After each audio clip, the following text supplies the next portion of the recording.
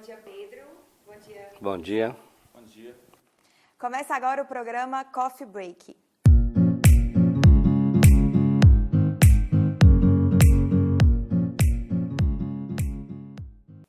O trânsito e o transporte público são os maiores problemas de infraestrutura de Belo Horizonte, de acordo com a última pesquisa realizada pelo Sindicato Nacional de Arquitetura e Engenharia em 2013. Qual a solução para o trânsito de Belo Horizonte? Essa é a principal questão que abordaremos no programa.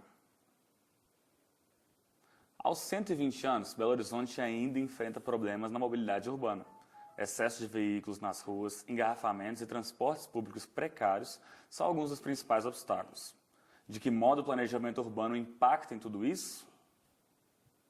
No programa de hoje, vamos entrevistar o professor Nilson Nunes, graduado em Ciências Econômicas. Nilson é doutor em Engenharia de Transporte pela Universidade de Leeds, na Inglaterra. Seja muito bem-vindo. Obrigado.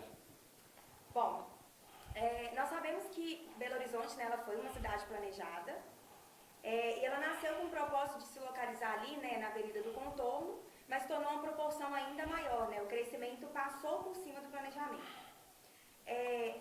O crescimento excessivo de Belo Horizonte por cima desse planejamento, você acha que pode ser considerado um erro? De certa forma, sim, né? É o que acontece na maioria das cidades, né? Onde o que foi planejado, né, foi exacerbado. Um caso bem recente de Brasília, por exemplo, também é o que acontece. E acaba impactando todos os serviços básicos, né, da cidade, né? Principalmente a questão da mobilidade, né? Sim. E qual a diferença do planejamento da capital mineira para o planejamento de Brasília, por exemplo, como você citou? As duas, assim, na essência, tinham o mesmo propósito, né, de você tentar equilibrar, né, todos os serviços públicos, né, e dar uma qualidade de vida melhor para o cidadão. Essa é a ideia. Só que não contavam com outras ações externas, né, que acabou extrapolando aquilo que era previsto, né. Aqui mesmo você falou, né, a ideia de Belo Horizonte era ficar contida dentro da Contorno, né. Mas no seu crescimento, já na sua Constituição, isso já foi violado, porque o que estava planejado estava dentro da Contorno, mas foi permitido que pessoas que vinham para trabalhar ou prestar serviços, de maneira geral, para essa comunidade dentro da Contorno, fosse se instalando na periferia, né? E originou os bairros, né, que a gente conhece, Serra, enfim, esses bairros, Santo Antônio. Não, Santo Antônio está dentro, mas esses outros mais periféricos, né? Assim, para nomear agora são vários, mas enfim, a Serra é bem característico disso, né? E foram crescendo sem nenhum planejamento, né? Em contraste com o que existia, né? E obviamente isso acabou impactando, né, toda a comunidade. Mas assim, em comparação a Brasília mesmo, o que você acha que Brasília tem de melhor, assim, estruturado do que Belo Horizonte? Porque Brasília, na verdade, ela foi tombada, né, com o patrimônio da humanidade. Então, assim, pelo menos o plano piloto, ele é difícil você mudar alguma coisa, porque não pode alterar nem fachada de prédio, os ministérios, mas não cuidar do entorno. E aí que foi o problema, porque grande parte da população, principalmente que presta serviços, né, básicos, sei lá, o padeiro, a costureira, enfim, esse pessoal mora no entorno, né? E o entorno explodiu porque não houve nenhuma preocupação de planejamento, e principalmente na divisa ali com Goiás, que é muito próximo, né? Foram doados terrenos, né, por governantes antigos, enfim. E isso aí acabou gerando hoje uma situação praticamente impossível, que começou a afetar todo tipo de serviço, né? Mobilidade nem se fala, né?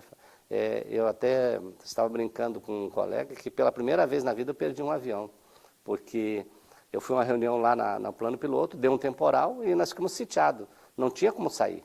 Tentou de vários... O cara fez atalho, inclusive, o motorista do táxi fez atalho por dentro de algumas áreas lá de reserva e tal, para tentar... Mas não, todo lugar que a gente chegava parava num congestionamento, né?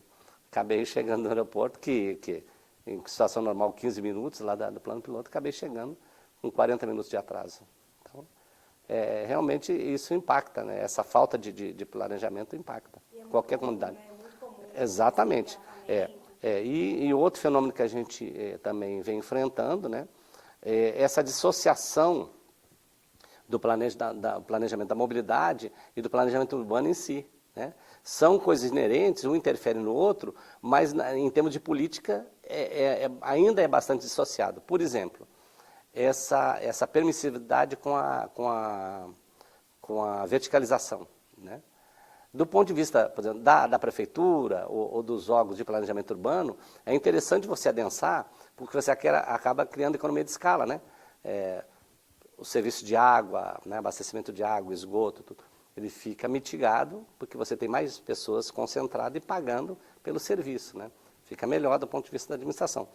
Mas, para o setor de engenharia de transportes, por exemplo, fica complicado, porque você troca uma residência unifamiliar por um prédio de 20, 30, 40 andares, não tem, mas 30, pelo menos já tem por aí. Mas, enfim, mas são várias famílias, de repente, que vão morar ali, né, com a taxa de motorização bem elevada, porque o nosso sistema de serviço de transporte público, como vocês já falaram, é bastante deficitário, né? E aí o caos, né? Tá.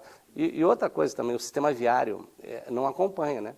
Que quando você faz um loteamento, a lei de uso e ocupação do solo, todas as leis vigentes, ela determina qual é a relação das áreas disponíveis para circulação, né, e as áreas para serem edificadas, né? Só que isso depois é violada essa relação, né, nas áreas edificadas, né? Por exemplo, onde tira uma residência unifamiliar e põe um prédio, mas o sistema viário permanece o mesmo, né, com a mesma caixa. Isso não é compensado, né? E aí cria o que a gente já viu. Aqui mesmo, Buritis é um caso bem claro desse né? Tudo Exatamente. não aguenta. Exatamente.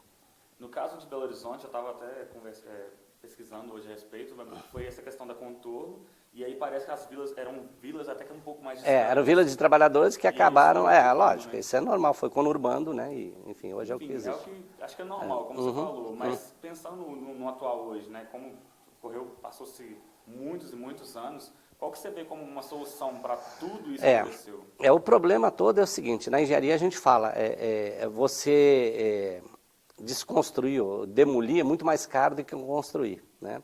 Então, assim, cada vez mais a situação de conurbação e de densidade, ela está consolidada, então a nível de superfície fica muito difícil de você encontrar solução de baixo custo, né? Os corredores todos já são adensados e tal, né? Então, no caso da mobilidade, com certeza, Belo Horizonte já passou da hora de ter metrô. Metrô de verdade, metrô enterrado, né? Né? Não o que chama de metrô, que na verdade é um trem de subúrbio, né? Um trem de superfície que também até hoje não foi completado, né? A sua extensão. Então, aí nós temos um problema político no processo, porque o nosso sistema de mandatário, né? Quer dizer, funciona a cada 4 anos, muda, né? A composição. E não tem essa continuidade. Então, os dirigentes, naturalmente, eles querem apresentar soluções que caibam dentro do mandato, né, dos 4 anos. Né? Isso é um problema sério, porque qualquer obra de infraestrutura que tenha maior impacto, com certeza vai levar muito mais do que 4 anos, porque um metrô mesmo, você vê, o metrô de São Paulo, o metrô do Rio, que até hoje estão sendo construídos, o metrô de Paris, que ainda está em expansão, Londres, né? Enfim, você vê que essas soluções que vão trazer mais impacto, mais benefício para a população, realmente são soluções de longo prazo, né? Então, é o que a gente chama, isso tem que estar na política de Estado e não de governo, né? Mas os governantes não, fecham os olhos porque é mais cômodo para eles, né? Nós temos um exemplo bem claro, né? Você falou aí da matriz deficitária, por quê? A gente tenta resolver tudo com o sistema ônibus. O ônibus é um sistema de baixa demanda, vamos dizer assim, né? Então, você tem, no setor de transporte, você tem as capacidades bem definidas, né? Se você trabalha fora da capacidade, você vai gerar algum tipo de custo para o sistema, né? Pode, inclusive custo social. Então, o que eu quero dizer, se você tem baixa demanda e trabalha com um sistema de alta capacidade, você vai ter capacidade ociosa e vai gerar custo. Por outro lado, se você tem alta demanda e tenta resolver com um sistema de baixa capacidade, você também vai gerar custo, e o custo social. E é o caso atual. Então, assim, nós tivemos a oportunidade, que foi a Copa, né, que poderia implantar aqui, melhorar a nossa matriz de transporte público, né, introduzir tecnologia de mais alta capacidade e não fizeram. O governo virou as costas e veio com a solução do BRT, que depois virou MOVE, né? Mas todo mundo sabe que é de baixa capacidade.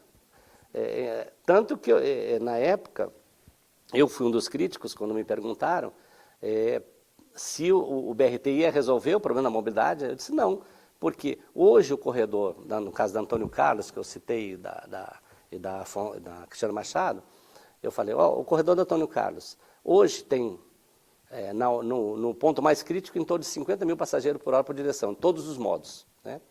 Você vai entrar com um modo de baixa capacidade, tipo aí, pode atender até 20 mil passageiros por hora por direção, numa condição razoável, né? Você não vai entender isso nunca. Então, aquela história, não, porque vamos tirar as pessoas dos veículos privados, vamos botar no BRT no MOVE, eles estavam rezando porque se não acontecesse, porque não tinha capacidade para isso. O sistema já sabia a priori que não tinha.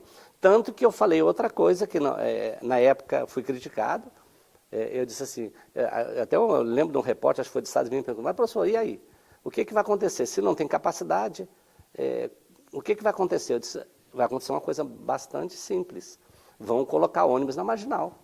Aí todo mundo está doido, professor, vão gastar um dinheiro desse para botar ônibus na marginal? Eu disse, vamos colocar, está aí para quem quiser ver hoje.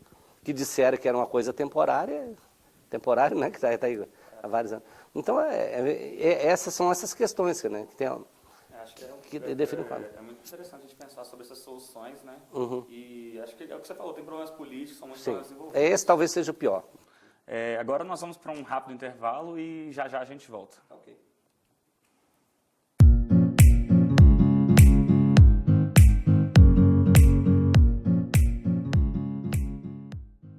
Estamos de volta, então, com o professor Nilson Nunes, né? Nesse segundo bloco, vamos conversar um pouco aí mais sobre a mobilização urbana de um modo mais geral. Nós temos diversos exemplos de cidades planejadas ao redor do mundo, né? Não só no Brasil. Sim. Em 2015, o portal India Times ele elegeu as 9 cidades mais bem planejadas do mundo, e com, enfim, várias cidades como no ranking. E eu lembro que, por exemplo, em primeiro lugar, nós temos a cidade de Singapura, em terceiro tem Zurique, e em oitavo ficou Brasília, aqui no Brasil. E existem questões de planejamento urbano que impactam diretamente no trânsito, a gente sabe disso. Em que medida o senhor acha que o planejamento urbano bem feito, ele contribui para um trânsito fluido? Com certeza. O planejamento urbano, ele envolve uma série de questões, né? Uma delas é você tentar mitigar ao máximo essas concentrações nos corredores, né? Você distribuir as atividades de maneira, por exemplo, principalmente, o maior motivo das pessoas viajarem na região urbana é o motivo de trabalho, né? Então, se você consegue distribuir os postos de trabalho, não concentrar, você tem possibilidade, sim, de você também mitigar, né, esse movimento pendular que é o terror dos planejadores, né? Essa questão por exemplo, de manhã, sentido bairro-centro, né? E à noite, centro-bairro, né? E concentrado só no mesmo horário, isso é terrível, porque você tem que planejar uma frota capaz de atender essa demanda, e isso aí acaba, nos intervalos, ficando com a frota ociosa, né? No caso do transporte público, isso é custo jogado no sistema, né? E, enfim, então, essa questão, tem um termo que os arquitetos, os urbanistas usam muito hoje, que chama centralidades. Na verdade, é os subcentros antigos que existiam, alguns intuitivos, né? Precisamos pegar aqui, por exemplo, Venda Nova, é um subcentro, né? Muita gente já não vê o centro que consegue atender suas necessidades lá. Então, o planejamento urbano é mais ou menos isso, é você conseguir distribuir, né, de forma mais equitativa, né, as atividades para que a cidade não precise muito desses adensamentos, principalmente esse movimento pendular. De qualquer forma, também isso implica que você precisa melhorar a infraestrutura, não só de transporte, mas a infraestrutura viária como um todo, né? Então, esse é outro problema, porque a questão do uso e ocupação do solo, né, que acontece ainda de uma forma, às vezes, não conectada com a realidade. Vou dar um exemplo aqui também de vocês, de coisas que a gente vê no dia a dia. Nós temos aqui uma revendedora de veículos ali na Catalão, né, que permitiram que ela ficasse no nível bem acima, né, da caixa da via, né? Então ela está lá no topo do morro, tá? Só que quando ela foi instalada lá, para a visibilidade é bonito, né? A vista é muito bonita e tal, mas esqueceram que esses veículos têm que chegar lá, né? E as carretas não conseguem subir, vencer aquela rampa. Então, o que acontece? A carreta fica descarregando no leito da via, na margem da via, atrapalhando o tráfego. Então, é muito comum você falar e ver... Então, ou seja, quem deu o licenciamento, devia, peraí, gente, vocês vão botar aí, como é que os carros vão chegar aí? Tem elevador? Como é que vai ser? Né? Então, foi criado um problema que é falta de planejamento. Né? Então, a gente vê muito isso, né? De repente, põe um supermercado no lugar que não deveria ser, ou um banco, e acaba atrapalhando, né, a circulação como um todo. Ainda existe isso, né? Infelizmente, os órgãos da mesma administração às vezes não se comunicam direito, entendeu? E geram esses problemas, né? Então, essa questão do planejamento urbano é mais nesse sentido, de você realmente entender como é que é a dinâmica da localidade, da cidade, e tentar já se antecipar a esse tipo de problema. Então, basicamente é isso. A gente sabe que na maioria dos casos a gente tem cidades planejadas, como a gente estava conversando sobre Brasília e Belo Horizonte, que tiveram esses problemas, mas a maioria das cidades nenhum planejamento tem, né? Elas surgem espontaneamente. É isso que eu estou falando, esse uso e ocupação do solo não é respeitado, fica a cargo do mercado imobiliário e obviamente que o mercado imobiliário, a tendência é tirar o máximo de proveito daquele espaço de pedaço de terra que tem, né? E se não houver uma gestão firme, acaba acontecendo isso, né? Essas questões que a gente vê, né? De loteamento irregular, né? Somente invasão, toda hora a gente vê. Aqui mesmo, no Anel, surgiu de repente do nada ali, uma favela na margem direita de quem vem. E aí, aí pergunta, poxa, mas por que o poder público não age? Aí a prefeitura diz, não, mas aquilo é área federal, não. O governo federal está lá preocupado com os problemas dele, não está preocupado aqui, né? Ou seja, a prefeitura devia coibir esse tipo de coisa, que depois, se quiser expandir aquela área, já não tem mais que estar ali, cheio de famílias, ocupando, né? Então, são coisas que vão acontecendo dia a dia, né? Enquanto a gente está falando aqui, está subindo prédio aí, e muitos irregulares, com certeza. Além da parte, né, desse planejamento, você acredita que há outros fatores que podem contribuir para a saúde do trânsito de uma cidade? Sim. Como eu já falei no início, respeitar as faixas de demanda, né, dos modos, né? Então, o que isso prevê? A gente precisa estabelecer uma matriz equilibrada, né? Tanto nas pontas dos transportes de baixa capacidade, mas que com a capilaridade pode mitigar o uso de outros veículos privados que a gente vê aí, por exemplo, que um veículo privado tem baixa densidade, normalmente a ocupação é 1,3, os estudos mostram, né? E o que é ruim se você usa basicamente o veículo privado, né? Para o indivíduo é a facilidade de ele ir e vir para todo lugar, né? Mas no conjunto da sociedade, esse veículo está ocupando um espaço, né, na via, né? Depois o espaço no estacionamento, né? E com a baixa capacidade. Se a gente tem um transporte público, e isso é bem visto nas cidades que têm uma estrutura de transporte melhor, a mobilidade fica muito mais fluida, né? E você consegue ir praticamente a qualquer parte da cidade bem rápida, né? E com uma qualidade muito boa de transporte, sem congestionamento e tal. Eu estive em Berlim recentemente, e lá estava testando, a gente volta até com um pouco de depressão, porque eu pegava o VLT na porta do hotel e eu estava hospedado em Berlim Oriental, que era a parte mais atrasada, vamos dizer assim, de Berlim, né? Que era a parte comunista. Então, eu fiquei hospedado lá, tinha um VLT que eu pegava na porta do hotel, eu ia até uma estação de metrô de superfície, com a mesma tarifa, e dessa estação eu ia até outra, na Alexanderplatz, que eu pegava o metrô enterrado e atravessava Berlim para o evento que eu estava participando, numa feira. E isso, coisa assim, no horário de manhã, que seria o horário de pico, eu fazia isso em 25, 30 minutos. Vai fazer isso aqui em Belo Horizonte, né? Certamente, lá da universidade até aqui, eu levaria normalmente de carro 1 hora, por aí, né? Então, você vê, são perdas que a gente tem porque a matriz não está bem adequada, né?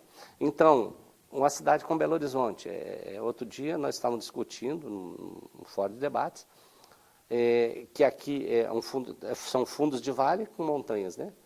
Mas ninguém nunca quis implantar, por exemplo, plano inclinado ou teleférico, enfim. São soluções que tem no mundo inteiro, né? O plano inclinado é assim, você vai apoiado na via, né? São veículos menores, mas que você pode botar uma frequência e, enfim, atender bem a população sem precisar a população pegar qualquer outro tipo de veículo motorizado para chegar ao centro da cidade, ou enfim, onde estão as atividades. Ao mesmo tempo, os veículos de alta capacidade, né? Quer dizer, até hoje fala em metrô, mas não sai do papel, né? Então, os dirigentes não se comprometem, né? Ao contrário, tem muitos que trabalham contra.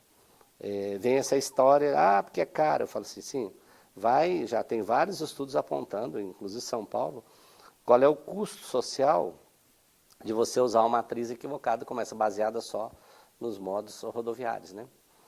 O custo é muito alto, né? Eu até cito lá para os meus alunos algo que vocês talvez nem tenham percebido. Antigamente, quando nós íamos comprar esses eletrodomésticos da linha branca, por exemplo, geladeira, máquina de lavar, você comprava e dizia assim, eu te entrego amanhã às 10 horas, por exemplo. Né? Hoje, eles sequer dizem o dia da semana.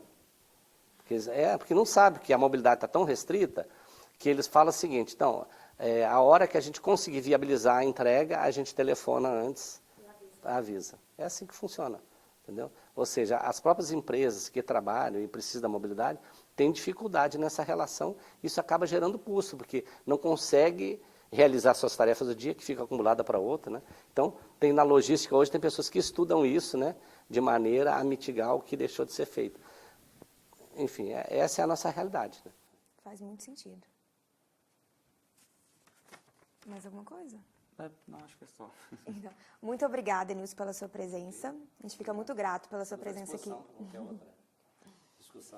E vocês continuem com a gente na nossa revista online. Até a próxima.